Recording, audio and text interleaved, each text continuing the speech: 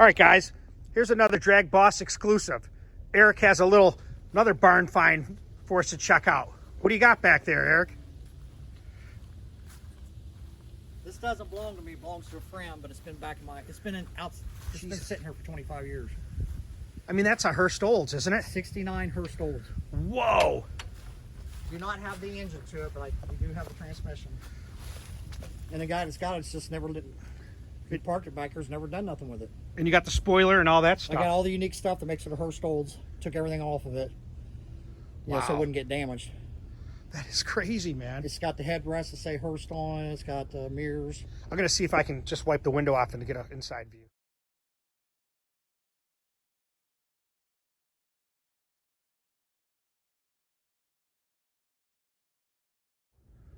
I always love those hood scoops. We'll get a better look at that in a second.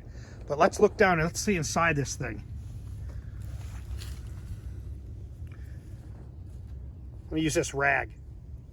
All right, let's see if we can wipe it off.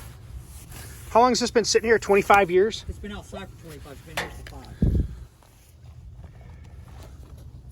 Oh yeah, there's the mirrors. Let's see if picked this car up in Tennessee. Probably sit outside for 5 years there, then he moved to Ohio and it's been sitting ever since. There it is. Probably can't see good in there, but I see the Hurst Olds, it looks like. Yeah. TikTok tack. If it's still in there, I don't know. He might have took it out. Not much to see. It's hard to see in there, guys.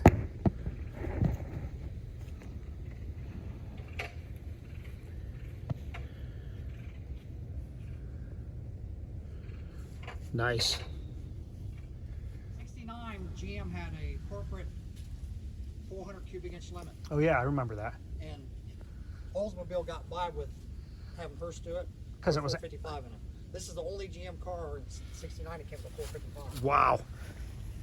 I always love those hood scoops.